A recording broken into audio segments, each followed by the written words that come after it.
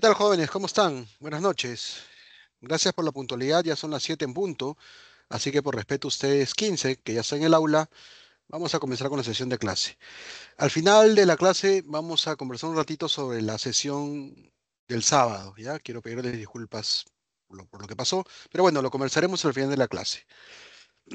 Bien, primero un repaso, como siempre, de lo que vimos en la sesión pasada, ¿no? ¿Se acuerdan las características de las bases de datos de tipo clave-valor? ¿Cómo eran?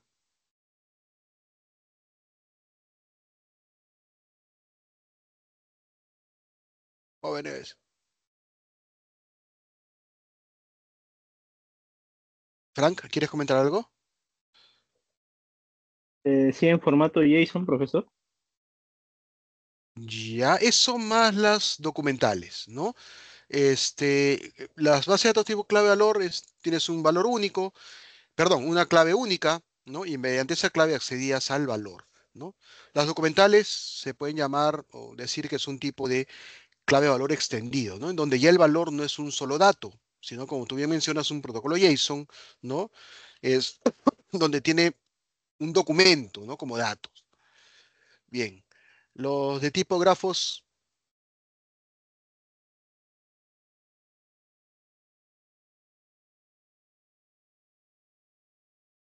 jóvenes. ¿Ninguno? A ver, Victoria. Nodos y conexión, correcto, ¿no? Victoria, muy bien.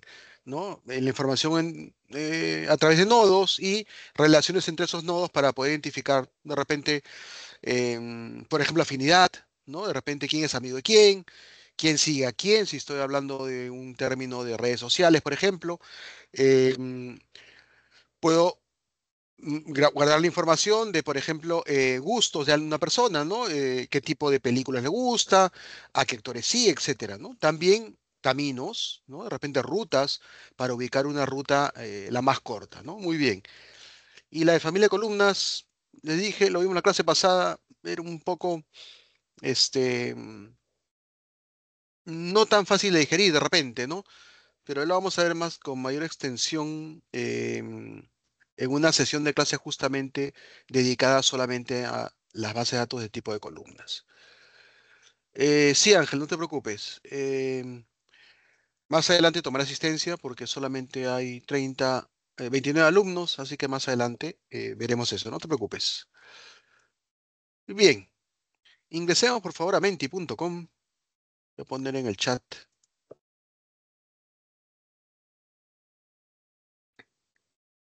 Sí,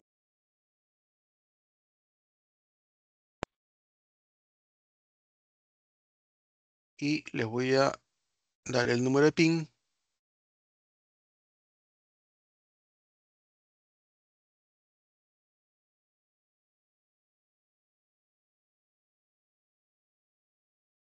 Y listo, el PIN es el 1209. O está el código QR también. 1209 6263. 6263. Listo. Conversemos un poquito acerca de la sesión de hoy. ¿Qué entienden por base de datos distribuida? Igual, si gustan, podemos conversar en lugar de ingresar al Menti.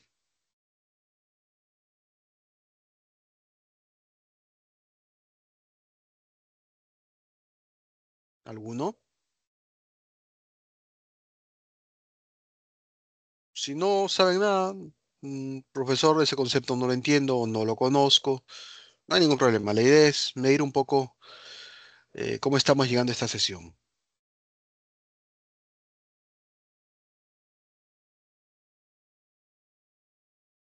Ajá, use varios servidores, ¿no? Muy bien. ¿Alguien más?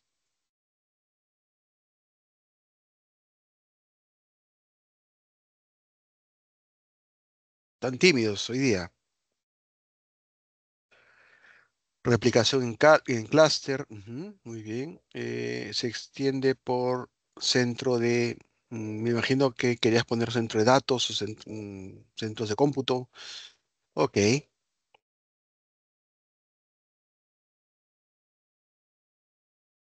Información organizada, múltiples ubicaciones, ¿no? Muy bien, perfecto. Y transacción, aunque ese término ya lo hemos tocado antes.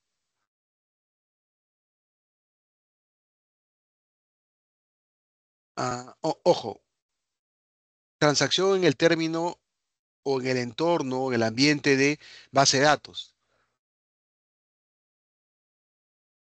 No, no en general eh, el significado genérico de la palabra, sino hablando en términos de base de datos.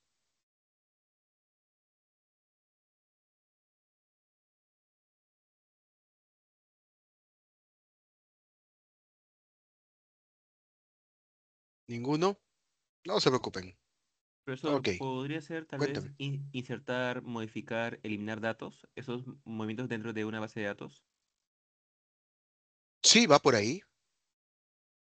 Va por ahí. Ah, recién veo el chat. A ver, Jacqueline dice, es una base de datos que guarda sus datos en distintos lugares o computadoras porque trabajan todas juntas. Sí, correcto, así es. Eh, ok, Frank, va por ahí, el término transacción. Ok. Ajá. Jacqueline dice, es un conjunto de operaciones que se ejecutan con una sola unidad. Si una falla, exacto, ¿no? Tengo un inicio y un fin. Si las operaciones intermedias se ejecutan correctamente, se da por válida. Y si no, en algún momento hacemos un rollback, ¿no? Muy bien.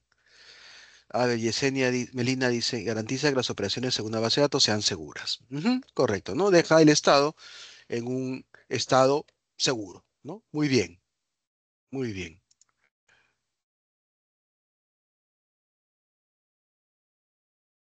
Bien.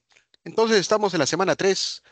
Vamos a ver justamente lo que es la gestión de base de datos distribuida. Porque hemos visto el concepto, ¿no? Pero manejarlo no es tan sencillo como se menciona. Ok, entonces vamos a ver en la sesión de hoy la definición de qué cosa es una gestión o cómo funciona una base de datos distribuida, la evolución de este tipo de gestión, cuáles son sus componentes y cómo manejamos las transacciones. Y obviamente el laboratorio que haremos el sábado va a ser en búsquedas, ¿no? En MongoDB, pero ya con condiciones, ¿no? Mucho más amplias de lo que hemos visto hasta ahora.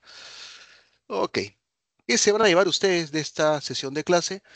Van a poder conocer el funcionamiento en la gestión de base de datos distribuida, ¿no? Para que ustedes, en todo caso, sepan cuándo utilizar este modelo de gestión de base de datos versus una gestión de repente de base de datos en un solo lugar, ¿no? Monolítica, en donde tiene sus pros y sus contras. Bien, entonces, una base de datos distribuida, o BDD, por sus siglas en inglés, perdón, por sus siglas en castellano, en inglés sería DDB, es un conjunto de, como mencionaron sus compañeros, más de una base de datos que se están conectando o relacionando de manera lógica. Van a estar en distintos espacios físicos, ¿no? Por ejemplo, un servidor que corre en dos máquinas virtuales, pero que se interconectan a través de una red de comunicaciones. Estas bases de datos tienen la capacidad de realizar procesamiento autónomo. Esto quiere decir que va a procesar o realizar operaciones de manera local o también distribuida. Un sistema de base de datos distribuido, ¿no? SBDD, es un sistema en el cual varios sitios, ¿no? O nodos en donde está nuestra base de datos. Voy a cambiar mi cursor, ¿no? Varios espacios físicos, ¿no? Tienen una porción o tienen una réplica de la base de datos y están interconectados, ¿no? A través de un sistema de comunicaciones de tal manera que ustedes como usuarios pueden acceder a cualquier, o mejor dicho, desde cualquier parte del mundo, ¿no? A esa base de datos como si fuera un acceso de manera local, ¿no? Em, Van a tener siempre disponible la información debido a que si en algún momento o por algún motivo algún nodo se cae, los demás siguen estando activos. En consecuencia, podemos ir pues accediendo a la información sin ningún inconveniente. Un sistema distribuido de base de datos va a persistir la información en más de una computadora, ¿ya? Los sistemas, o mejor dicho, los principales factores que van a identificar a un sistema de base de datos distribuido em, son los siguientes, ¿no? Hay múltiples computadores, ¿no? Llamados sitios o nodos. Estos nodos deben estar comunicados o conectados de alguna manera, ¿no? Por algún tipo de conexión de red para poder transmitir y retransmitir y replicar la información entre los distintos sitios que pertenecen a este sistema distribuido. ¿Cómo inició este tipo de gestión de base de datos? ¿No? Recuerden que originalmente la información se guardaba de manera centralizada, ¿no? Había un solo servidor al cual accedían todos los clientes y este único servidor tenía la verdad única, ¿no? Era la única fuente a la cual podíamos acceder para obtener la información, ¿no? Pero con el paso del tiempo, ¿no? Bueno, y esto funcionaba bien debido a que normalmente los sistemas estaban localmente posicionados, ¿no? Tenías una empresa que tenía sus sistemas, su base de datos estaba ahí internamente, ¿no? Y funcionaba muy bien. Pero luego todo esto fue evolucionando, ¿no? Ahora tenemos empresas que tienen sucursales en cualquier parte del mundo, ¿no? O igual, tenemos un giro de negocio en el cual yo quiero asegurarme que siempre la información va a estar disponible, por más que no tenga sucursales, ¿no? La manera en la cual me puedo asegurar es no confiarme en que mi base de datos esté en un solo lugar, ¿no? Si no estén replicados en más de un lugar. De esta manera me aseguro de que cualquiera, en cualquier momento, pueda acceder a la información sin tener ningún inconveniente, ¿no? Entonces, este tipo o esta necesidad que apareció en los negocios impulsaron justamente la creación de este almacenamiento distribuido, ¿no? Lo cual hoy en día es una característica indispensable para poder manejar información, ¿no? Necesito redes bastante rápidas que me pueden interconectar los distintos nodos en los cuales yo voy a tener mis servidores de base de datos. ¿Se entiende hasta acá, jóvenes?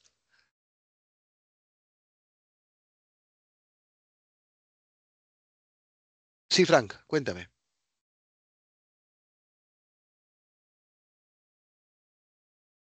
Frank, ¿quieres comentar algo?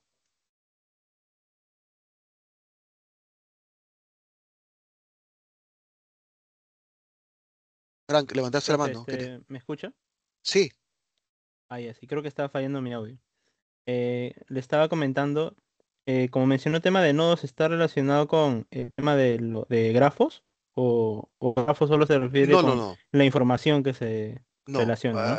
así es. No, de repente el término suena igual, pero son dos cosas distintas, ¿no? Acá estamos hablando de servidores distribuidos, ¿no? Se llama nodo porque son parte de una red, ¿no? Del sistema de base de datos, ¿no? En el caso de base de datos del tipo grafos, estamos hablando que la información, ¿no?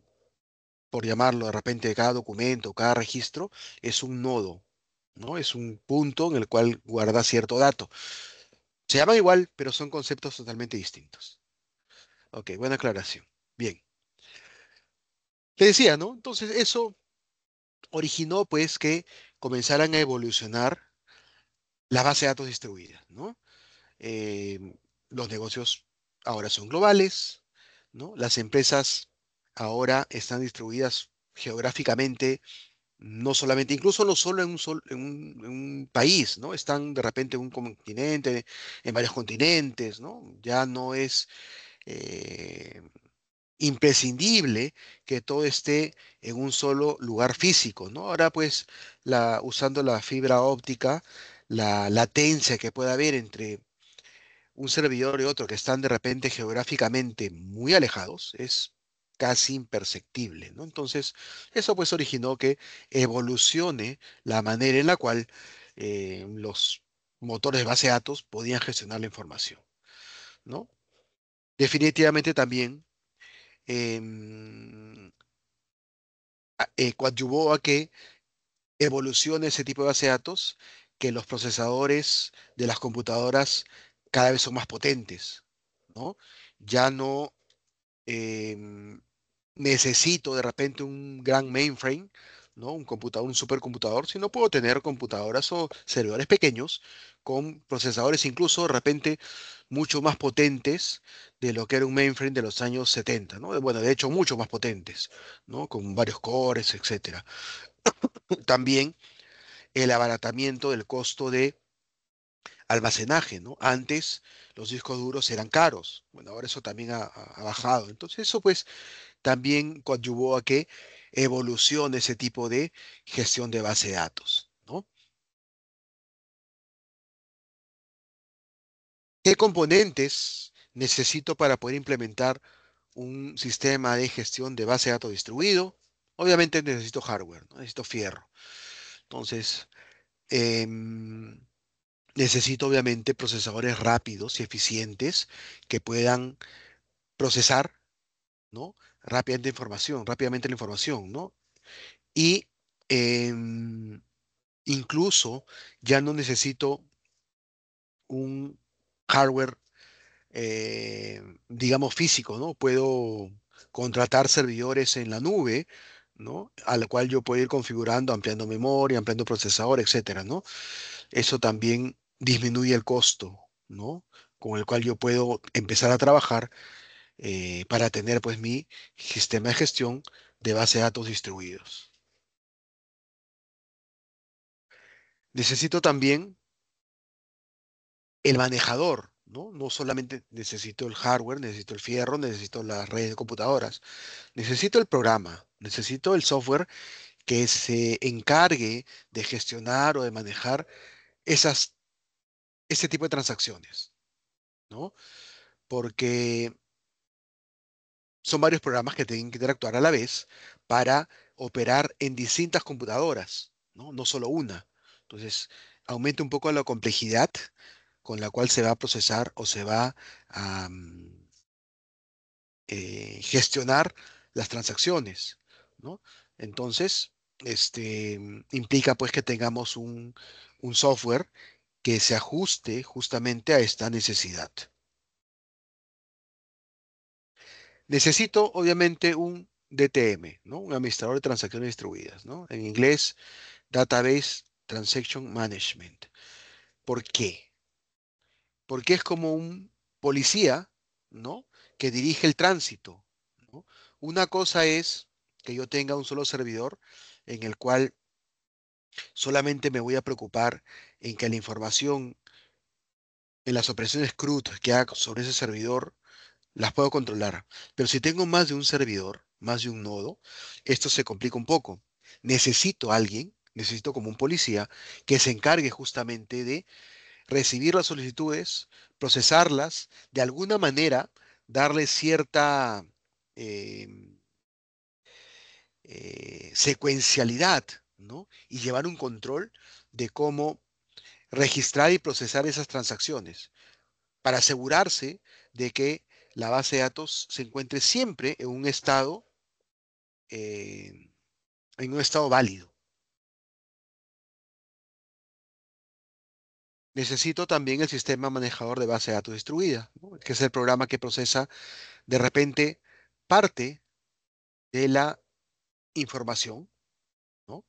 Y que se va a encargar de recuperar y actualizar los datos del usuario de acuerdo a cómo esté regulado a través de las indicaciones que le pueda dar el administrador ¿no? Este de acá, este señor de acá, el administrador de transacciones distribuidas. Los nodos, les decía, es una computadora que ejecuta un administrador de base de datos distribuida o un manejador de base de datos distribuido o ambos, ¿no? Para poder formar parte de esta estructura compuesta por más de un nodo. Necesitamos también un calendarizador distribuido, ¿ya?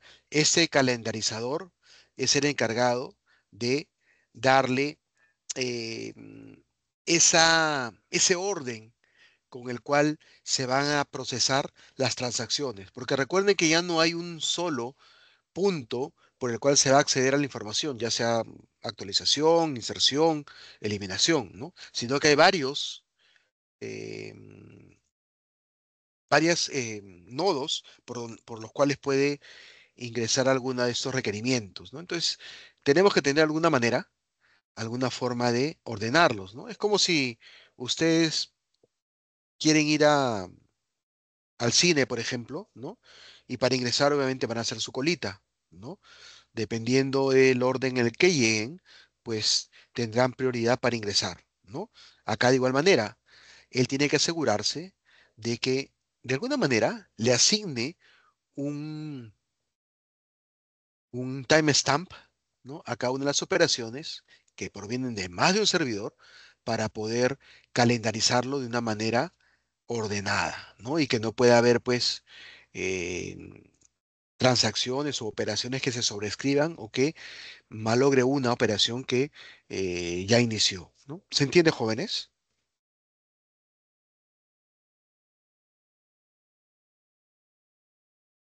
Ok, perfecto.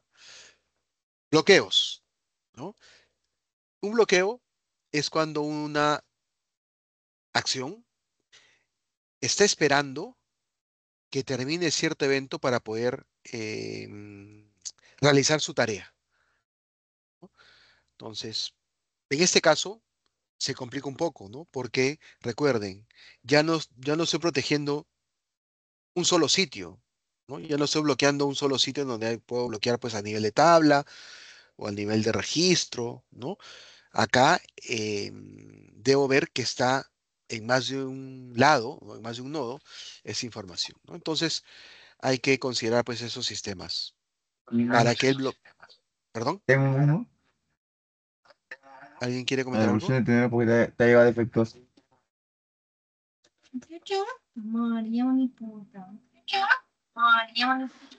Saúl, ¿quieres comentar algo?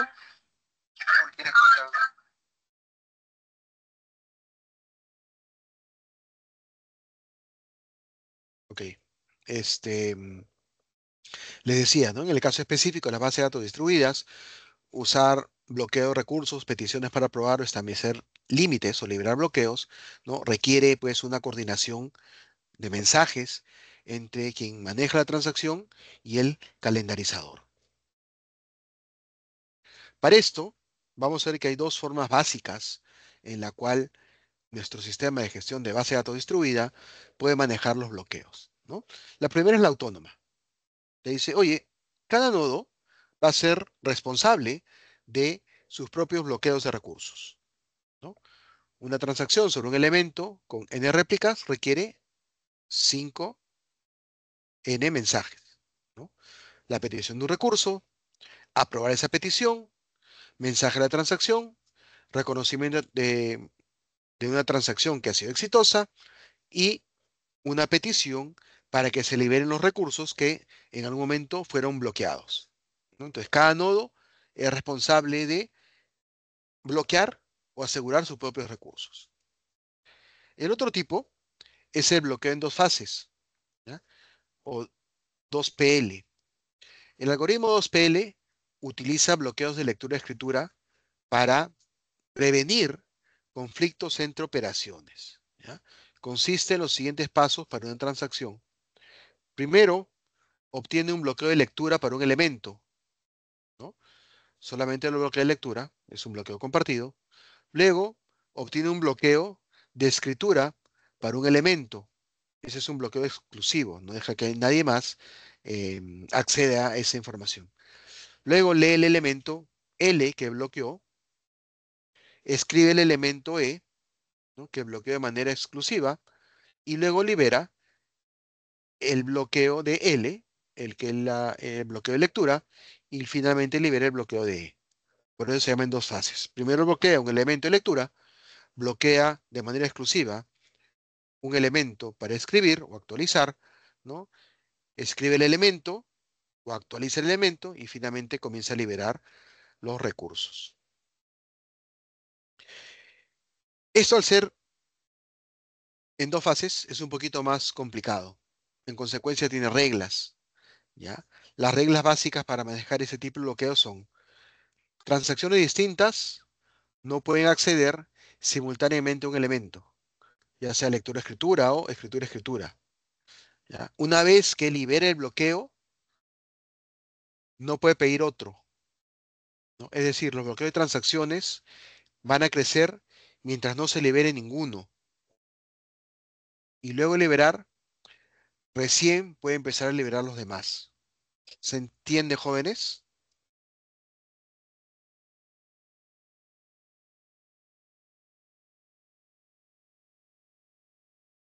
Perfecto. Ok. Ejemplo del algoritmo de bloqueo en dos fases. Dice, la básica es la que sigue el esquema previamente explicado con la variante de bloqueo de escritura que pide todas las copias del elemento, ¿no? La copia primaria, ¿no?, en vez de pedir un bloqueo para cada copia del elemento de escritura, se le pide una copia primaria o principal. Luego pide a todos los nodos que voten si es que conceden el bloqueo. Mm, El PL centralizado, ¿no? Si este es un sistema centralizado, todas las peticiones de bloqueo las maneja este solo. Pero ese distribuido sí pide autorización a los demás nodos. Perdón, ¿alguien abrió el micro?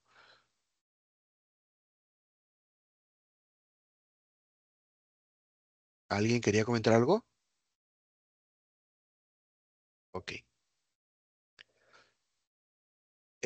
Recuerden, antes de implementar este algoritmo de control de concurrencia, es necesario considerar factores como cuál es la unidad atómica más pequeña que el sistema permite bloquear. ¿Ya? Recuerden, yo no voy a bloquear un montón de registros, voy a bloquear la unidad mínima, ¿ya?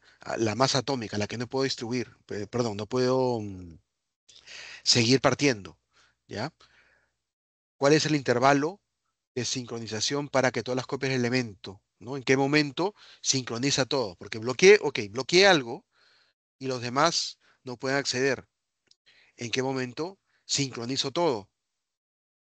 ¿Ya? También, estadísticamente, qué tan probable es que ocurra bloqueos de factores, ¿no?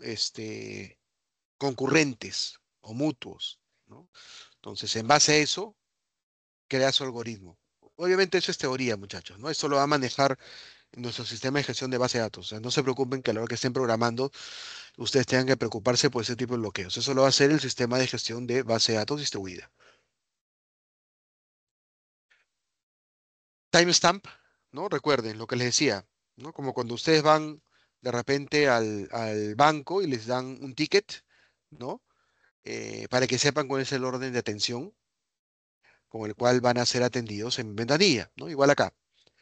A cada transacción, el sistema le va a entregar, o el sistema de gestión de base de datos distribuida, le va a asignar un timestamp, ¿no?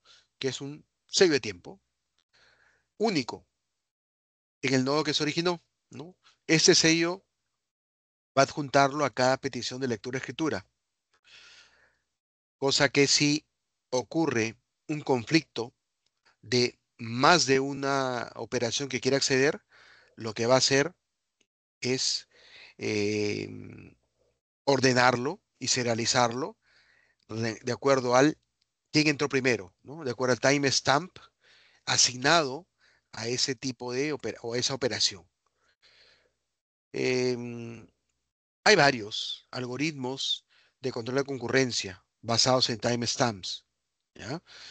Pero igual, nuevamente, No se preocupen, eso lo va a realizar su sistema de gestión de base de datos distribuido. Em, Se complica un poco porque debe tener pues un reloj que esté sincronizado, ¿no? Con todos los nodos para que a la hora que entregue el timestamp sea un valor único, ¿no? Para cada transacción o cada operación que pueda provenir de cada uno de esos nodos. Bien, y acá la definición de transacción que solamente una de sus compañeras lo definió muy bien, ¿no? La mayoría, bueno, obviamente entendió el término genérico de transacción, que es una operación, ¿no? Pero no, acá hablando del término de base de datos, una transacción es una secuencia, ¿no? De más de una operación que tiene, como les decía, un inicio y un final, ¿no? Pero que se consideran como una unidad. Quiere decir que si en algún momento alguna de esas actividades da un error o no se cumple, no hago nada, ¿no? Retrocede todo y lo deja como estaba al inicio. Acá es o todo o nada. O ejecutas todo lo que forma parte de esa transacción y recién digo, ok, esto es válido. O si ocurre algo en el camino, en el interín, retrocedo todo y digo, no hago nada. ¿Se entiende, jóvenes? Perfecto. Ok. ¿Qué propiedades tienen las transacciones? Eh, ACID, ¿no? Atomicidad, ¿no? Recuerden, una transacción es una unidad atómica de procesamiento, ¿no? Entonces, hago todo o no hago nada. Consistencia quiere decir que siempre que termine la transacción, va a dejar la base de datos en un estado consistente, ¿ya? Inició la transacción con una base de datos consistente, ergo quiere decir que cuando termine, debe dejar nuevamente nuestra base de datos en un estado válido, en un estado consistente. Isolation o aislamiento te dice que oculta, ¿no? La transacción hacia otras transacciones, ¿no? Una vez que termine, recién la hace pública, la hace visible para todos. Pero mientras no termine, los demás ni enterados, ¿no? De que se están ejecutando actividades dentro de una transacción. ¿Se entiende, jóvenes? Perfecto. Ok. Y durabilidad, ¿no? Te dice que una vez que la transacción se ejecuta de manera exitosa, se hace el cambio en el sistema, ¿no? En la base de datos. Y ya queda perenne, ¿no? Ya queda fijo, porque se cumplió todo, ¿no? Por eso dice que es durable, ¿no? Tiene una durabilidad. En cuanto al tipo de transacciones, ¿no? Que maneja nuestro manejador de base de datos de transacciones distribuido, ¿no? Podemos clasificarlo dependiendo básicamente de tres criterios. Del área de aplicación, ¿no? Nos dice que las transacciones se pueden ejecutar en aplicaciones no distribuidas. Las transacciones que operan de datos distribuidos se les conoce como transacciones distribuidas, ¿ya? Por otro lado, como vemos que los resultados de una transacción que realiza un commit, ¿no? Ya son durables, es la única forma, ¿no? De deshacer los efectos de un commit sería mediante una otra transacción, ¿no? O sea, quiere decir esto, yo inicié mi transacción, ejecuté actividades, llegué al final y eso ya es persistente, ya se quedó en la base de datos, ya no puedo hacer un rollback. Si yo necesito deshacer lo que hice, tendré que iniciar nuevamente una transacción que ejecute las actividades contrarias para revertir lo que se hizo. ¿Se entiende, jóvenes?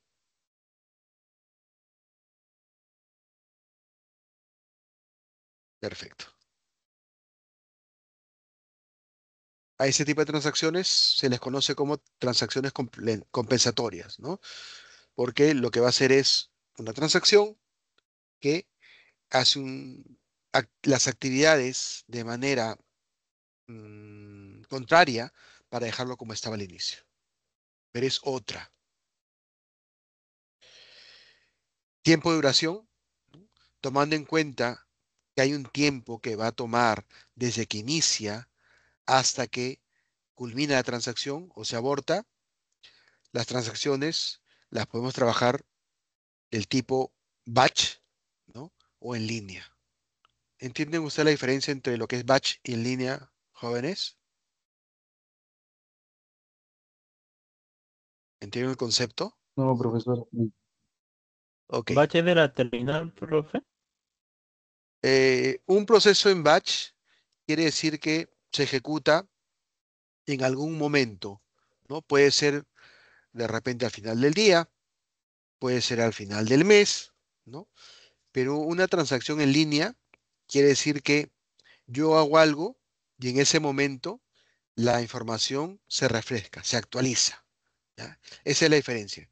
Mientras una tiene un tiempo en el cual va recién a reflejarse o actualizarse, como le decía,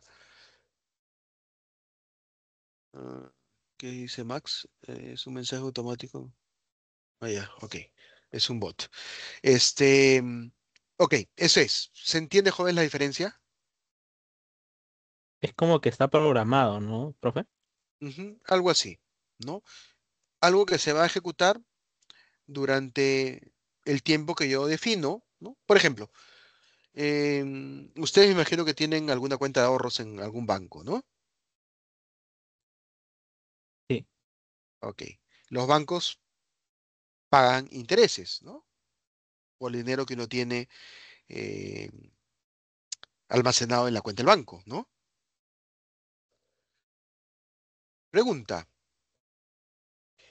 ¿ese interés em, se calcula todos los días o ustedes al final del mes recién ven que el banco les abona el interés que han podido ganar durante todo el mes? Solo fin de mes. A fin de mes, ¿no? Entonces es una transacción en batch que se ejecutará de repente el último día útil de cada mes y ejecuta las transacciones, ¿no? No tiene mucho sentido de que lo haga cada vez que ingrese algo, haga un recálculo, ¿no? Y al contrario, si yo deposito o retiro algo, ¿eso se refleja automáticamente en mi cuenta o lo voy a ver recién a fin de mes? Automático, profesor. Automático. Automático, ¿no? Porque si no yo... Es en línea. Correcto, ese es en línea. Correcto, Jacqueline, muy bien. Esa transacción sí es en línea, porque eso sí amerita que esté en línea, ¿no? Si no, yo pues tengo de repente 1.000 soles en mi cuenta, retiro los 1.000 y si no se actualiza, voy a otro cajero, retiro 1.000, me sigue dando, ¿no? Entonces no puede darse eso, tiene que actualizarse inmediatamente apenas a un retiro, una transacción, ¿no? Ok, muy bien. Una consulta, profesor. Cuéntame. Para las transacciones que son diferidas, por ejemplo, ¿cómo se considera eso? Es igual, ¿no? Como te digo. El cálculo, por ejemplo, de tu cuenta de ahorros es una operación en batch que se ejecuta o el banco lo ejecutará de repente el último día de cada mes en la noche o de repente el primer día de cada mes en la madrugada, ¿no? Y igual es una transacción, o sea, inicia, ejecuta los cálculos que tiene que hacer y termina. Y una vez que termina, recién actualiza la base de datos, ¿no? O sea, por más que se ejecute en un periodo de tiempo determinado, igual es una transacción. Si yo hago un retiro en mi cuenta de ahorros que la operación se ejecuta en línea, igual es una transacción, ¿no? Por ejemplo, yo voy al cajero, meto mi tarjeta, digito mi clave, le digo de qué cuenta quiero retirar dinero, pongo el monto a retirar, el cajero revisa si tiene los billetes, revisa si el monto que he colocado es un monto válido, ¿no? Revisa si tengo el saldo disponible para poder entregarme esa plata y si todo se cumple, recién me devuelve la tarjeta, me da el dinero y este graba o actualiza el saldo en mi cuenta de ahorros y termina, ¿no? Por más que sea en línea, es una transacción. No sé si con eso aclaré tu duda. Em, sí, pero me refería a esas transacciones que te dicen de acá a 2 horas o de acá a 2 días, se te va a, o sea, se va a hacer efectiva. Claro, entiendo que te quitan ya ese monto, Ujú. pero te lo comprometen y luego ya depende del otro banco, ¿no? Ah, ok, ya te refieres, por ejemplo, a una transferencia interbancaria. Ajá, exacto. Ya, ok. En ese caso son este, más de una transacción, ¿no? Una, tu banco local, que lo que va a hacer es eh, debitarte ese monto de tu cuenta. Luego hay otra transacción un poco más grande que implica ya el fondo ya está disponible, que el banco le dice, oye, el fondo está disponible porque si le ha retirado de su cuenta, va a través de un web service o bueno, un protocolo de transferencia o la cámara de compensación, no lo sé, al otro banco, ¿no? El otro banco lo recibe, ¿no? Va a validar que de repente el número de cuenta existe, que el destinatario que has indicado es el correcto, ¿no? Y si todo está bien, ok, va a actualizar el saldo de la cuenta receptora.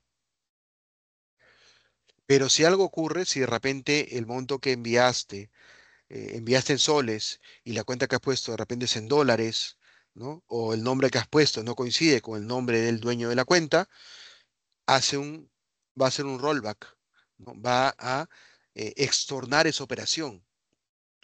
Eso obviamente va a ejecutar también en el banco origen, ¿no? Nuevamente una transacción, como se mencionó hace un momento, haciendo las operaciones inversas, ¿no? Devolviendo el monto que se retiró de tu cuenta de ahorros.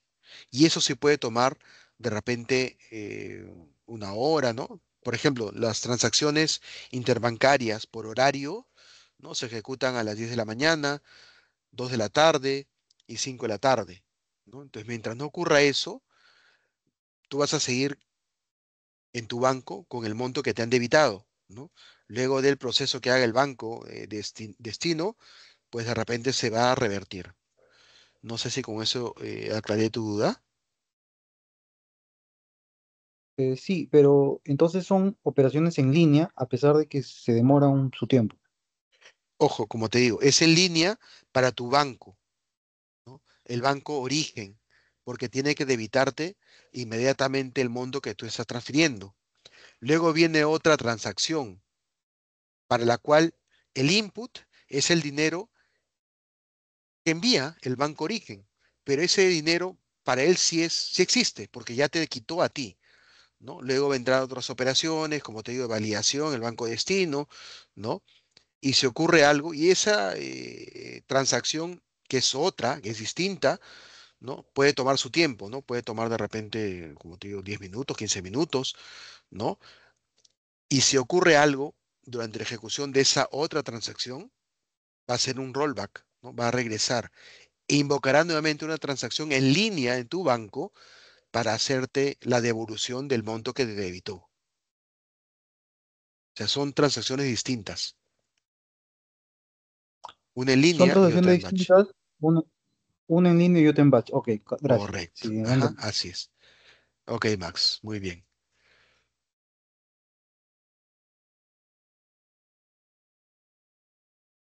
La estructura, ¿no? Hay que considerar que una transacción examina dos aspectos, ¿no?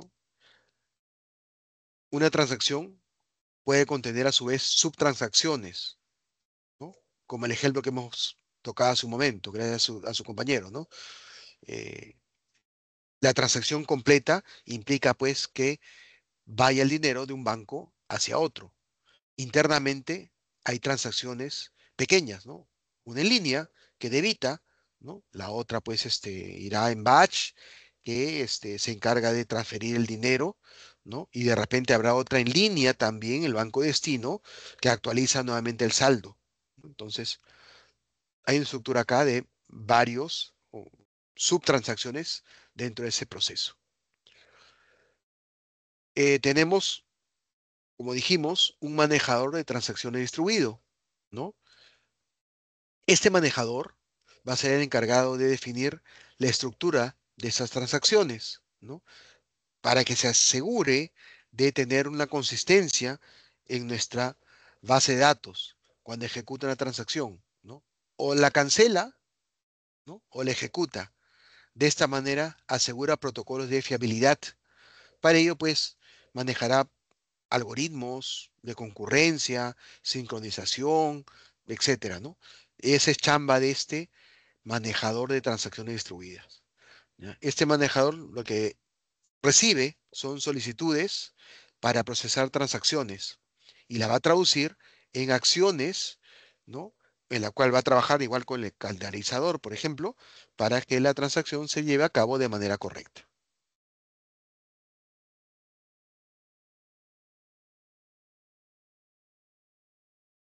Va a manejar con una operación de commit, ¿no?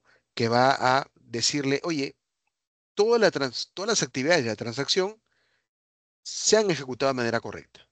Hay un OK. Entonces, pongo mi sello y digo, ok, esto ya está completo y actualizo de manera perenne o permanente todas las modificaciones que se hayan hecho durante la transacción en la base de datos.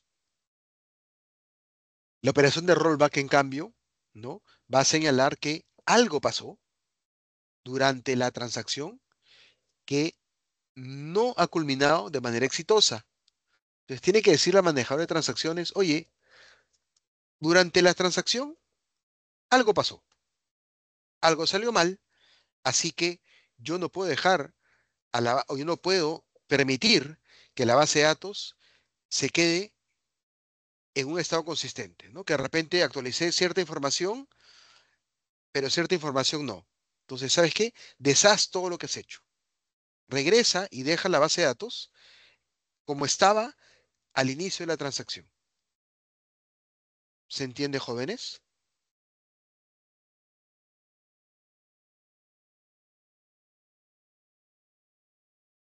Perfecto. Distribución de los datos. Una de las decisiones más importantes que tiene que tomar este diseñador de base de datos distribuidas es cómo va a manejar la data en el sistema y bajo el cual o qué esquema tiene que utilizar para dejar siempre la base de datos en un estado válido, un estado coherente, ¿ya? Para eso tiene cuatro alternativas principales. Dice, centralizada, replicada, fragmentada o híbrida, ¿ya? La forma centralizada es muy similar al modelo cliente-servidor, ¿no? Donde solamente hay un servidor o hay un solo sitio en el cual está toda la información, ¿no? Y los usuarios son los distribuidos, ¿no? Tengo usuarios en cualquier parte del mundo, pero acceden a un solo sitio en donde está la base de datos, ¿no? Este modelo solo va a brindar ventaja de tener el procesamiento distribuido, ¿no? O sea, puedo tener que el procesamiento de la información se va a ejecutar en más de un servidor, en más de un nodo. Solo eso. Pero la base de datos está en un solo lugar. En consecuencia, no estoy asegurando que tenga una disponibilidad 100%, ¿no? De la información. Entonces, en este caso no gano nada, ¿no? En lo que es información. Solamente estoy ganando a través del procesamiento distribuido. ¿Se entiende, jóvenes?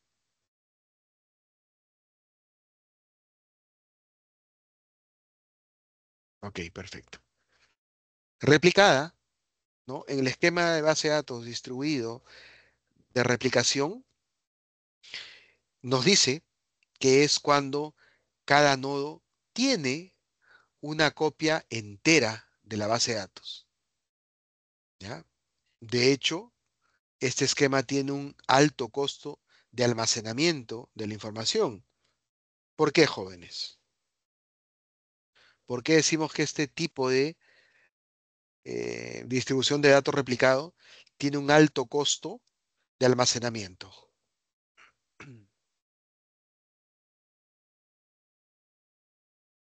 Porque se manejan varias bases de datos, profe.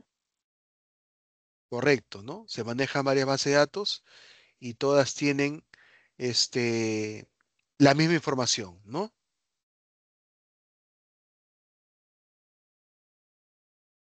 O sea, sirven como respaldo, profe. Correcto,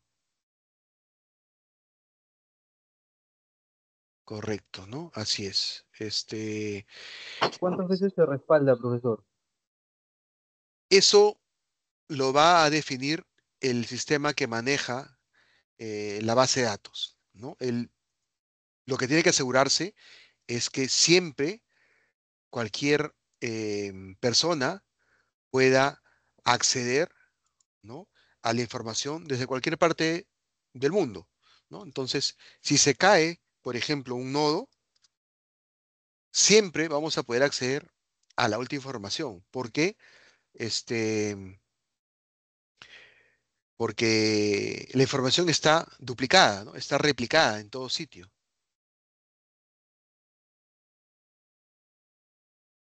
¿No? Y recuerden, ahora el costo pues, de almacenaje ya no es tan caro como antes, ¿no? Entonces, incluso puedo tener, como les decía, la información en la nube.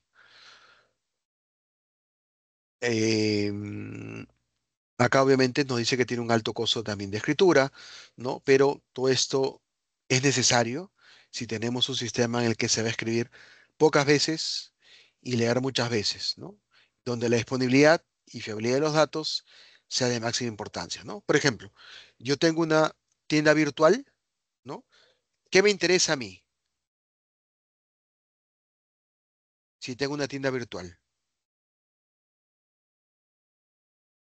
Mostrar los productos.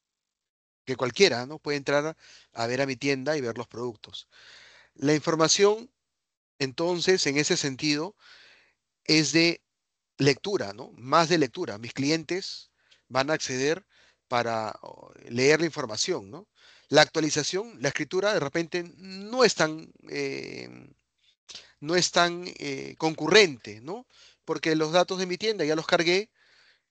Si por ahí tengo una actualización, sí, pues haré una modificación, pero el volumen de escritura no es tanto como el de lectura.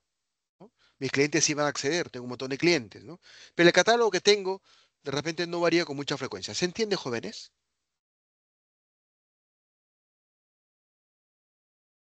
Ok, entonces me interesa o me sirve, en todo caso, tener una base de datos replicada.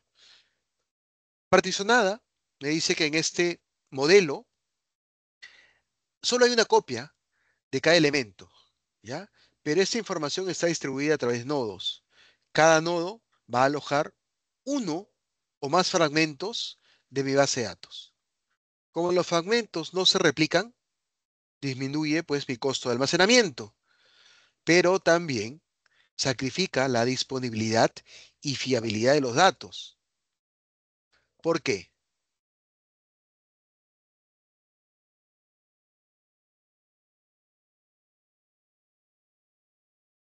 ¿Por qué, jóvenes?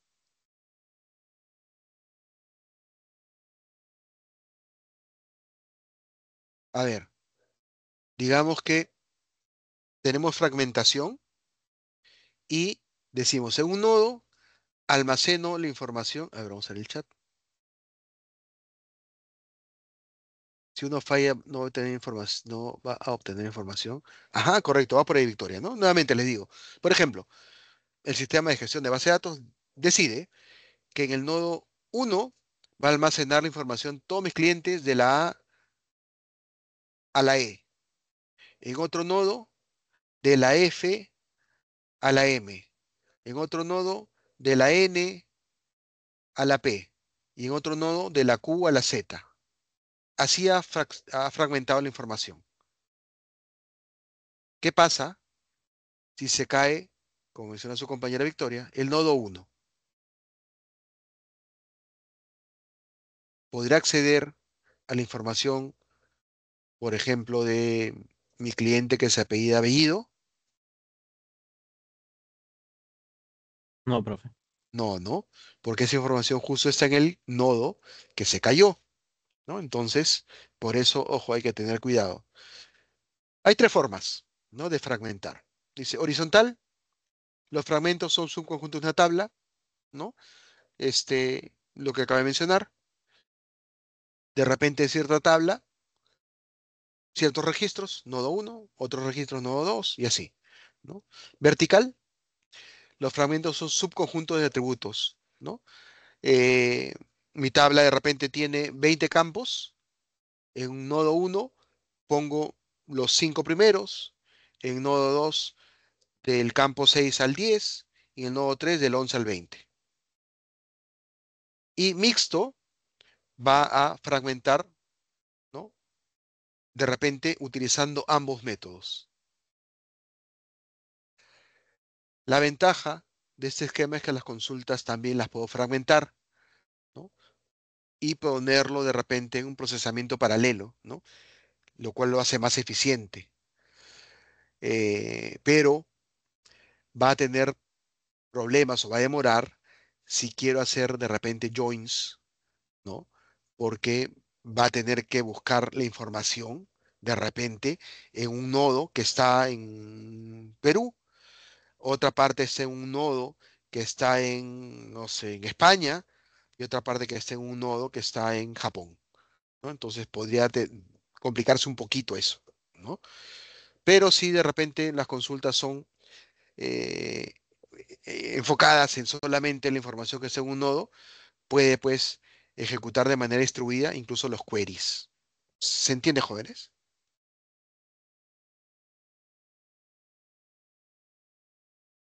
Ok. Nuevamente, esa es teoría, jóvenes.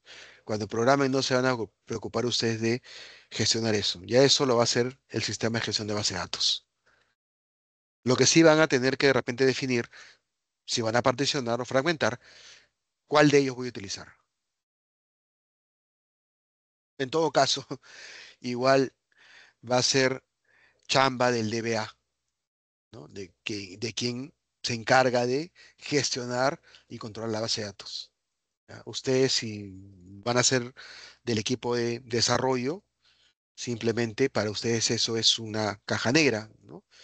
Quien se va a encargar de optimizar y de repente cambiar si es que puso un tipo y no funciona bien o no genera performance, va a ser el DBA quien se encargue pues de analizar cuál de estos tipos de fragmentación o de réplica va a utilizar. Ok. Para que cada fragmentación sea correcta, debe cumplir las siguientes reglas. Debe ser completa, ¿no? Si una relación R se fragmenta en R1, R2, Rn, cada elemento de la data R debe estar en algún R sub i, ¿no? O sea, no, eso no quiere decir que de repente, ok, fragmenté, pero la información se perdió.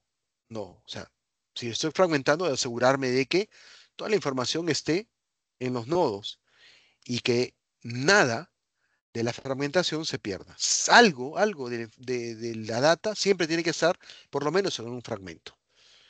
Debe ser reconstituible, ¿no? Ok, lo corté y en algún momento o de alguna manera tengo que volver a obtener la información completa, ¿no? Reconstruirlo. ¿Se entiende, jóvenes?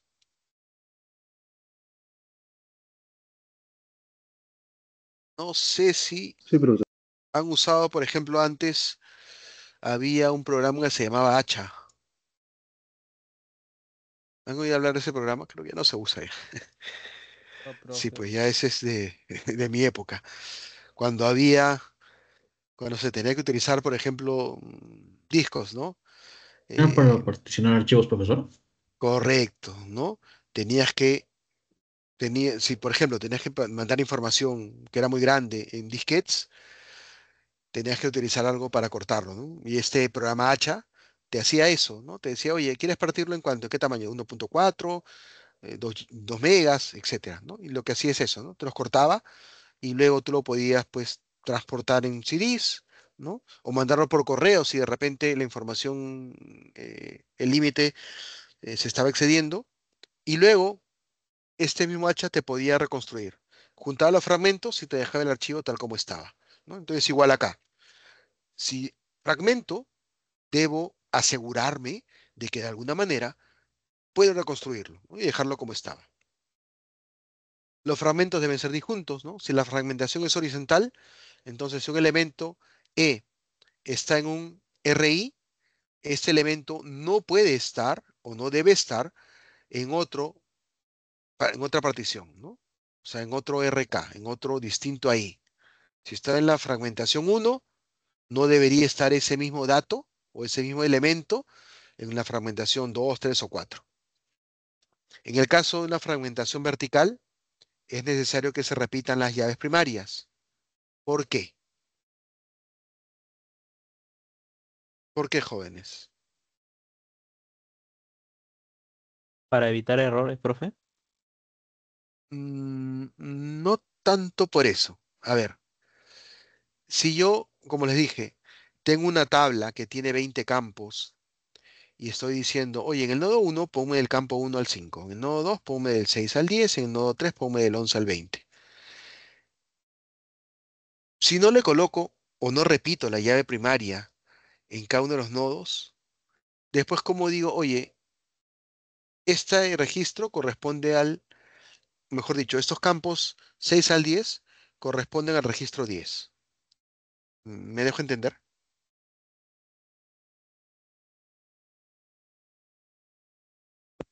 ¿Es para la eficiencia, profesor? No solo eficiencia, sino, a ver, vamos a hacer un ejemplo, ¿ya? Ya, digamos que yo les dejo una tarea, ¿ya? Y digo, ok, muchachos, ustedes tienen grupos, ¿ya? Cada grupo tiene 6 integrantes, ¿ya?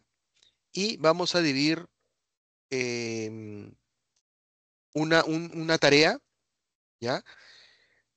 En, digamos, 6 preguntas, ¿ya? Pero yo quiero que la pregunta uno, para que la pregunta uno voy a armar una sala en donde van a estar, donde va a haber un integrante de los, digamos que hay 10 grupos en el salón, ¿ya? La pregunta uno va a haber un integrante de grupo uno, un integrante del grupo 2, 3, 4, así hasta el grupo 10. En la sala 2, igual va a haber un integrante del grupo uno, 2 hasta el 10, ¿ya? Em, Obviamente cada uno sabe si pertenece al grupo uno, al grupo 2, al grupo 3, ¿no? Si no supiera cada uno de los alumnos a qué grupo pertenece y los separo en salas, ¿cómo después identifico o luego decir, ya, todo el grupo uno júntese? ¿Me dejo entender? Claro, no, no se podría, pues, ¿no? Exacto, ¿no? Cada uno tiene que tener su marquita con su polo que diga, yo soy grupo uno, yo soy grupo 2, ¿no? Cosa que si después los vuelvo a juntar, se van a poder identificar, ¿no? De igual manera, si particiono, yo tengo que darle un campo clave o repetir el campo clave, correcto, Alejandro, no una etiqueta. Si no le pongo esa etiqueta clave, no podría luego volver a juntarlos, ¿no? ¿Se entiende? Claro, como si fuera una etiqueta, profesor. Ujú, correcto, ¿no? Muy bien. Entonces, obviamente, si hago una fragmentación vertical, es obligatorio que esta etiqueta, ¿no? Esta llave primaria, se repita en cada uno de los nodos para poder luego eh, juntarlos. Ok. Y la distribución de datos híbrida es un esquema que obviamente representa la combinación de esquema de partición y replicación, ¿no? De repente particiono algo, replico algo, ¿no? El sistema de base de datos verá, de repente hay cierta información que es muy consumida, dirá, ok, esa información la voy a replicar. Si hay información que de repente no se consulta mucho, ¿no? Ok, diré voy a particionarlo. Por eso, como les digo nuevamente, jóvenes, lo va a manejar pues el sistema de gestión de base de datos. Pero es importante que conozcan la teoría. Bien. Criterios para elegir la distribución, ¿no? Localidad de la data, ¿no? Recuerden, siempre va a haber, por más que tenga fibra, hay cierta latencia, ¿no? Entonces, yo debo colocar la data en donde pueda ser más rápido acceso, ¿no? Para para quien quiere consumir la información, ¿no? ¿Se acuerdan, jóvenes, cuando instalamos nuestro MongoDB y creamos nuestro base de datos en la nube, ¿no? Y podíamos elegir este Atlas, ¿no? Atlas, que es el manejador de MongoDB que nos da acceso gratis en la nube, nos decía, ¿no? Brasil, Estados Unidos, Japón, ¿no? Y por defecto nos decía el más cercano, ¿no? Físicamente, que era Brasil, ¿no? Porque justamente va a haber menor latencia, ¿no? Porque está mucho más cerca a donde estamos físicamente nosotros, ¿no? ¿Podía elegir otro? Sí, pero de repente si elijo Japón, la latencia es mucho más larga, ¿no? Porque físicamente está mucho más lejos. ¿Se entiende, jóvenes? Ok. Entonces, debo elegir, ¿no? La localidad en donde optimice la información, donde optimice, mejor dicho, el acceso a la información.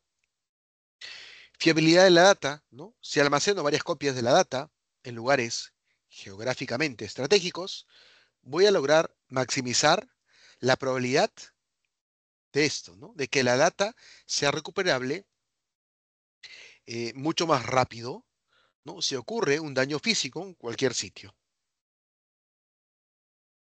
Disponibilidad de la data, ¿no?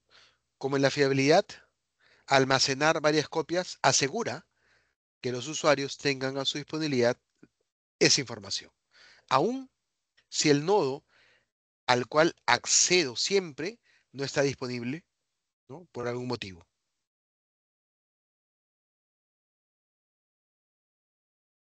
Capacidades y costos de almacenamiento, ¿no? A pesar de que los costos de almacenamiento no son tan grandes, ¿no? Porque puedo tener en la nube, como el costo de transmisión, los nodos pueden tener diferentes capacidades de almacenamiento y procesamiento. Entonces hay que analizar cuidadosamente para determinar en dónde voy a colocar la data. El costo de almacenamiento va a disminuir si tengo menos copias, ¿no? De la data. Pero hay que analizar qué necesito, qué requiero. Distribución de la carga de procesamiento. Una de las razones por la cual escogemos un sistema de base de datos distribuido es porque deseo distribuir la carga de procesamiento para que esta sea más eficiente, ¿no? De igual manera, si yo dejo una tarea y lo hace un solo alumno, se va a demorar, ¿no? Pero si esa tarea le digo, oye, no trabajes solo, distribúyelo y la tarea háganla entre 5 o 6 alumnos, el tiempo en el cual va a atender esa tarea va a ser mucho menor, ¿no? Misma lógica ocurre con un sistema de base de datos distribuido. Si tengo un solo nodo que procesa la información, va a demorarse un poco más. Si esa tarea le digo, oye, no lo hagas tú solo, distribúyelo en más de un nodo, la tarea será mucho más rápido. Costo de comunicación, ¿no? Hay que considerar también el costo de utilizar las redes necesarias para acceder a la data, ¿no? Si tengo una copia local, obviamente va a ser mucho más rápido y menos costoso, ¿no? Pero hay que analizar igual, ¿no? ¿Qué es lo que yo voy a priorizar? Si necesito que todo el mundo pueda acceder y mi data esté siempre disponible, no veo problemas, lo replico, ¿no? O lo pongo en varios nodos. Uso del sistema. Hay que tomar en consideración también cuál será el tipo principal de uso, ¿no? Como dijimos hace un momento. Si para mí lo que me importa es que la lectura sea lo principal, tengo mi tienda virtual y me interesa que siempre puedan acceder, elegiré un tipo de sistema, ¿no? De repente, como le decía, replicación. Pero si por el contrario, lo que yo quiero es asegurarme de que la información se almacene rápidamente, ¿no? Y las consultas no son tan seguidas o no son tan ocurrentes, de repente elegiré un tipo de fraccionamiento. ¿no? Entonces hay que ver cuál es el esquema que se ajusta mejor a mi necesidad. También hay que tomar en cuenta la seguridad, ¿no?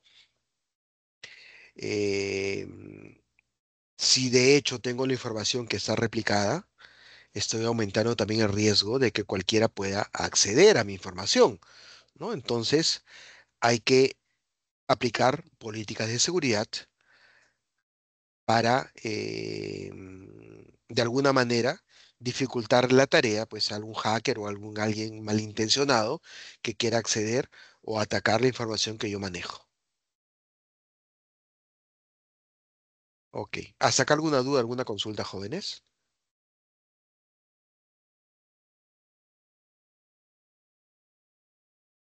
Ok. Tipos de arquitecturas, ¿no? En un sistema de bases distribuido hay varios factores que deben tomarse en consideración para definir la arquitectura del sistema, ¿no? Distribución, ¿no? Los componentes del sistema están localizados en la misma computadora o no, ¿no? O sea, ya no estamos hablando de solamente el motor de base de datos, ¿no? Sino también de mi sistema, cómo va a estar, cómo va a trabajar, ¿no? Mis componentes van a estar en un solo lado, ¿no? Y no tengo microservicios distribuidos en más de un servidor, defino eso. Heterogeneidad, ¿no? Un sistema decimos que es heterogéneo cuando existen en él componentes que se ejecutan ya no en un solo sistema operativo, sino de repente en más de un sistema operativo. Diferentes fuentes, ¿no? De repente un componente está escrito en Java, otro de repente está escrito en Python, ¿no? Uno corre en Linux, otro corre en Unix, otro corre en Windows. Disculpen, es un sistema heterogéneo. Autonomía, ¿ya? Se pueden presentar diferentes niveles, los cuales vamos a ver a continuación, ¿no? Autonomía de diseño, ¿no? Es la habilidad que tiene el componente del sistema para decidir acerca de su propio diseño. Autonomía de comunicación, ¿no? La habilidad que tiene el componente para decidir cómo y cuándo se comunica con otros sistemas de gestión de base de datos. Y autonomía de ejecución, la habilidad que tiene el componente para ejecutar operaciones locales cuando él decide ejecutarlas.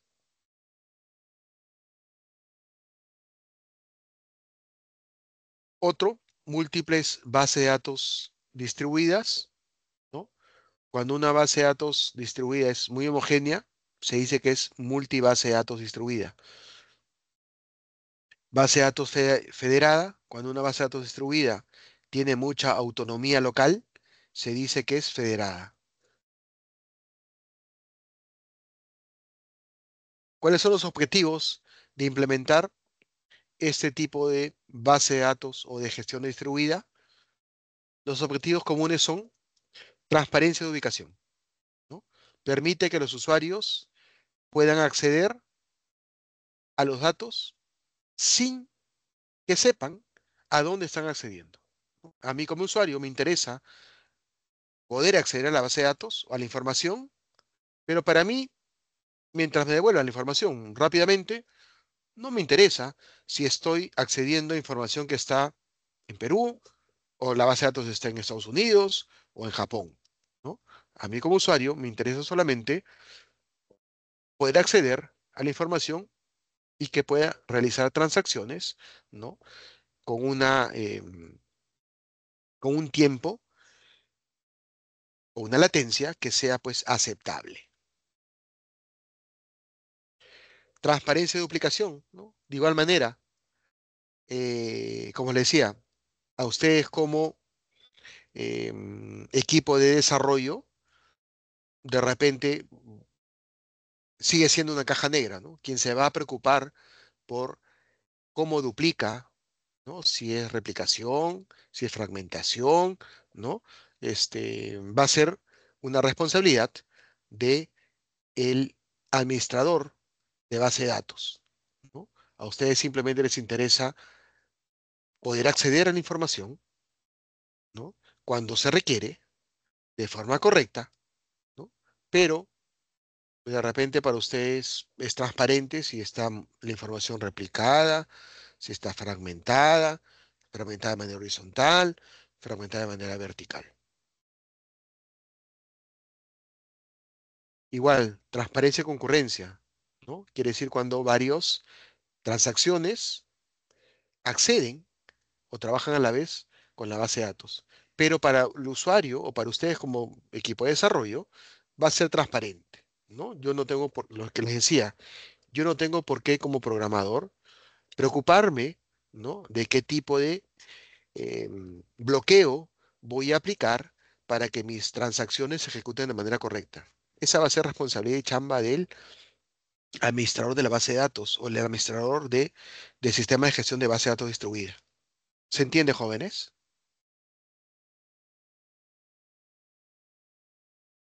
¿No? Le puede aplicar timestamp, le puede aplicar qué sé yo, cualquier otro orden de concurrencia, pero para nosotros va a ser transparente. Igual manera, transparencia de fallas, ¿no?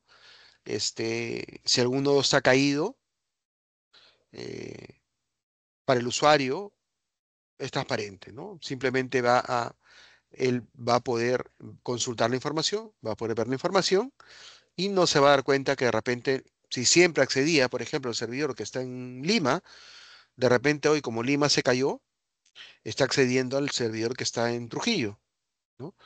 Pero de igual manera, esa falla es transparente, ¿no? Para quien consume el producto o servicio.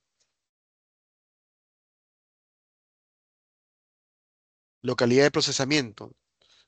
Le decía, los datos deben distribuirse lo más cerca posible de la aplicación que le va a utilizar para maximizar obviamente el procesamiento, ¿no?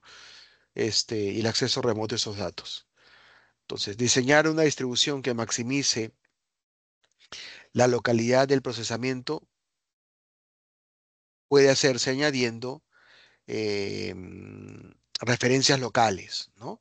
Ver de repente una fragmentación, la cual facilita, ¿no? O ayuda a este tipo de procesamiento. La independencia de la configuración permite pues que podamos añadir o reemplazar hardware sin tener que cambiar componentes de software, ¿no? Que ya están funcionando bien en nuestro producto o servicio. Particionar base de datos, ¿no? Le decía, la base de datos se va a distribuir de modo que haya un solapamiento, duplicación, perdón, que no haya un solapamiento o duplicación de datos, ¿no? Como les decía, si estoy fragmentando a nivel vertical, ¿no? La información que está en el nodo 1 no debería estar en el nodo 2, ¿no? Debo particionar de una manera coherente, que la información esté tal cual como se espera que esté y que después las pueda, obviamente, juntar, ¿no? Que no haya información redundante. Fragmentación de datos, como les decía, consiste en subdividir relaciones entre sitios de red, ¿no? Tiene como objetivo buscar alternativas para dividir las tablas, ¿no? En relaciones más pequeñas. La fragmentación también puede ser horizontal o vertical, o una combinación de ambas, ¿no? Por ejemplo, tengo acá una tabla, está acá una fragmentación horizontal, ¿no? Los registros, tengo una fragmentación vertical, ¿no? A nivel de columnas, tengo una fragmentación de ambas, ¿no? Horizontal, vertical, y puedo manejar cualquiera de ellas.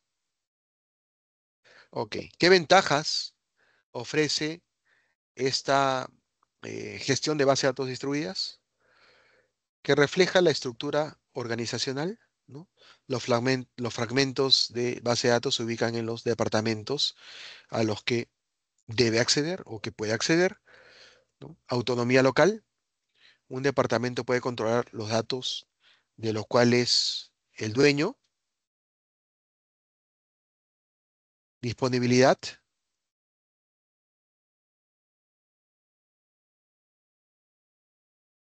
Un momentito. Disponibilidad, ¿no? Un fallo en una parte del sistema, de repente solamente afecta ese fragmento, ¿no? En lugar de toda la base de datos, o si está replicado, ni siquiera me doy cuenta de que algo falló. Rendimiento, los datos son generalmente ubicados cerca físicamente al sitio que tiene mayor demanda de esta información. Economía, ¿no? Es mucho más barato crear una red de muchas computadoras pequeñas que tener un solo mainframe de repente muy poderoso, ¿no? Modularidad, puedo modificar, agregar, quitar sistemas de la base de datos sin afectar a los demás módulos. Desventajas, obviamente va a aumentar la complejidad.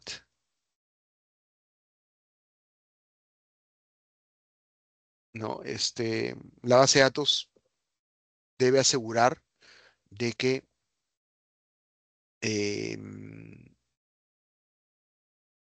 puede atender, por ejemplo, joins, ¿no? Complejos, información que de repente está en más de un nodo. Entonces eso genera un poco más de complejidad, ¿no? Economía, ¿no? La complejidad y la infraestructura necesaria implica que se va a necesitar una mayor mano de obra, ¿no? De repente personal más experimentado.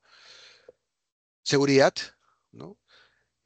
Hay que implementar ahora mayor seguridad porque ya tengo la información en más de un sitio, ¿no? Si de repente en un momento yo me preocupaba en proteger un solo servidor, ahora tengo que proteger más de un servidor. Integridad, podría complicarse mantener la integridad, ¿no? Eh, Recuerden, cuanto más validaciones le ponga yo a mi base de datos, ¿qué genera?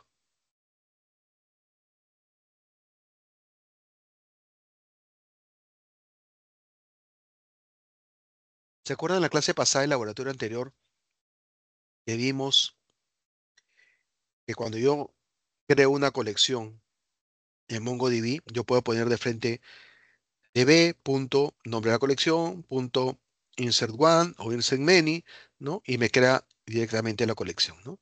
Pero les dije que también hay un comando, create collection, para crear una colección, ¿no? Y que podíamos poner ahí restricciones, ¿no?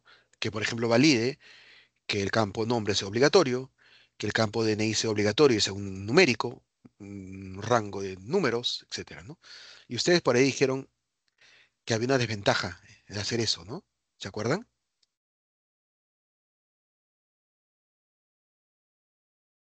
Sí, profe, que le quita la esencia, ¿no? Correcto, ¿no? Eso consume tiempo de procesamiento. En consecuencia, estás quitándole una de las ventajas de la base de datos no SQL, ¿no? Que te dice, oye, yo no voy a validar algo para que eso, la operación, la transacción pueda hacerse muy rápido, pueda grabar, ¿no? Entonces, aplicar pues reglas de integridad va justamente consumir tiempo de procesamiento y en consecuencia pues quitarle esta ventaja que ofrecen las bases de datos no SQL. Otra desventaja, falta de experiencia, ¿no? Eh, em, no es lo mismo a la hora que programamos de repente asegurarnos de que una sola persona o un grupo de personas, de usuarios, van a acceder a un solo sitio. Ahora tienes que comenzar a pensar de que la información está en más de un sitio, ¿no? Entonces de repente podría, pues, complicarse un poco la lógica de la programación y si es alguien que de repente no tiene mucha experiencia, podría, pues, causarle un poco de dificultad, ¿no? Carencia estándares, ¿no?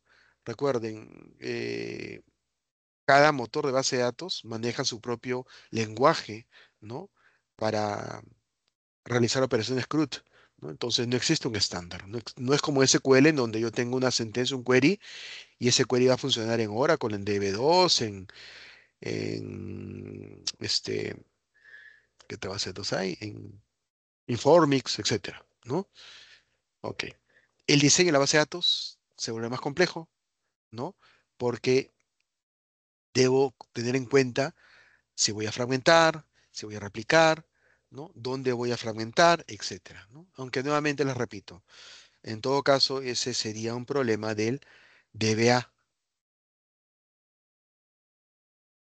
Bien. Ok, jóvenes. ¿Dudas? ¿Consultas? ¿Temores?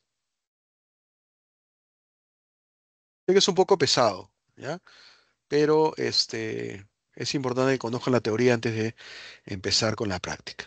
Bien, antes que acabe la sesión, vamos a pasar lista.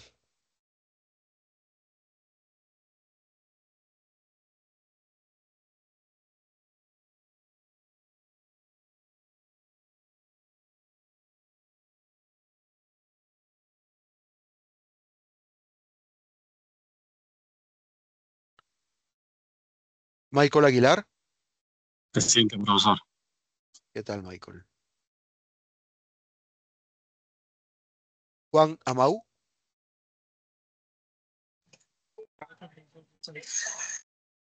¿qué tal, Juan? Leslie Angomé, Presente, profesor. hola, Leslie. José Aparcana, Presente, profesor, buenas noches. hola, José. Eric Arizola,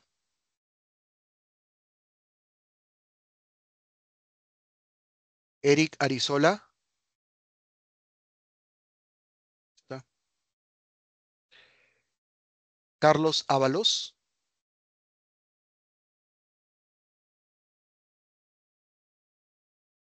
Carlos Ábalos, ¿está? Sergio Bardales, Presente, profesor. ¿qué tal, Sergio? Jesús Barreto, Presente, profesor. ¿qué tal, Jesús? Pedro Bojorquez, Presente, profesor. Buenas noches. ¿qué tal, Pedro? Luz Carrasco, Presente, profesor. Buenas noches. ¿qué tal, Luz? Brian Casas, Brian Casas, ¿está?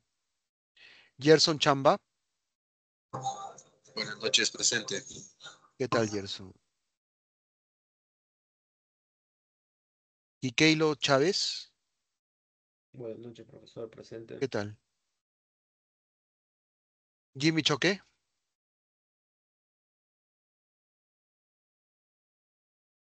Jimmy Choque, ¿está? Patricia Chumbimune, Presente, profesor. Buenas noches. ¿qué tal, Patricia? Miguel Ángel Cocachi, Buenas noches, profesor presente. ¿qué tal, Miguel Ángel? Jacqueline Corilla,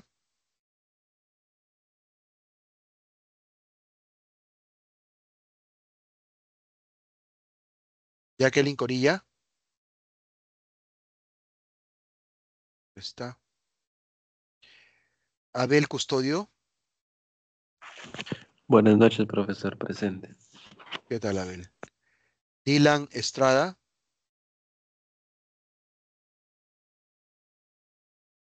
ok, Dylan.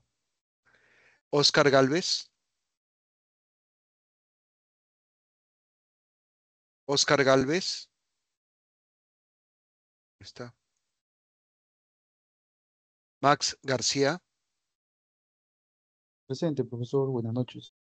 ¿qué tal, Max? Ángel Goitia, Presente, profesor, buenas noches. ¿qué tal, Ángel? José González, José González, ¿está? Mijael Guillén, Presente. ¿qué tal, Mijail? Héctor Hernández, Presente, profe. ¿qué tal, Héctor? Melina Hernández, Presente, profesor. ¿qué tal, Melina? Aldair Inostroza, Presente, profesor, buenas noches. ¿qué tal? Yori Hualpachoque, Presente, profesor. Buenas noches. ¿qué tal, Aldair? Américo Guamán, Dame. Presente, profesor. Buenas noches. ¿Qué tal, Américo? Jesús Warzaya. Presente, profesor. ¿Qué tal, Jesús? Dayan Llamo. Presente, profesor. Buenas noches. ¿Qué tal, Nicole? Víctor López. Presente, profesor. ¿Qué tal, Víctor? Cristina López. Presente. ¿Qué tal, Cristina? Alina Maita. Presente, profesor. ¿Qué tal, Alina? María Malpartida. Buenas noches, presente. ¿Qué tal, María? Augusto Matos. Presente, profesor. Buenas noches. ¿Qué tal, Augusto? Juan Mesares. Presente, profesor. Buenas noches. ¿Qué tal, Juan? Ángel Namay. Presente, profe. ¿Qué tal, Ángel? Junior Oblitas.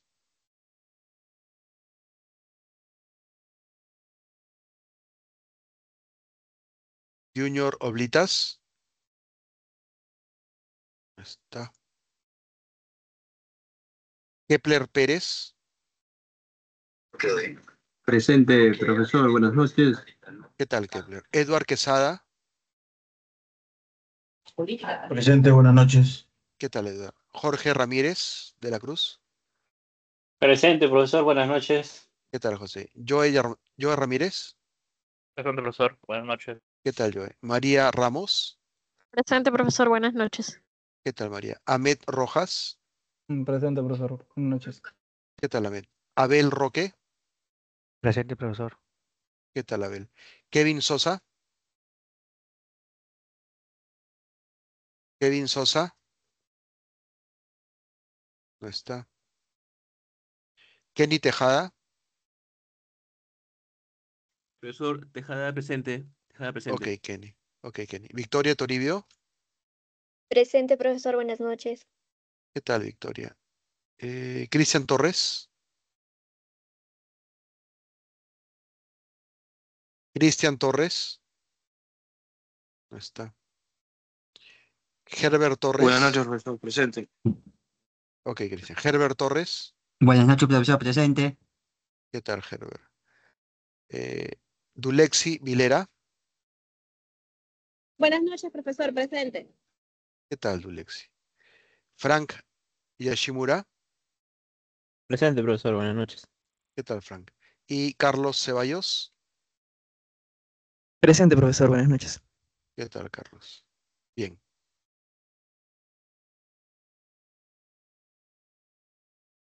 Profesor, ahí en el chat han escrito algunos que no tenían micrófono. Sí, sí, ya les puse, ya les puse. Ya les puse. Ah, ya, Kevin Sosa. Mm, mm, mm, mm. Kevin Sosa, sí estás. Ya. Ok, jóvenes. Voy a parar la grabación. Bien, jóvenes.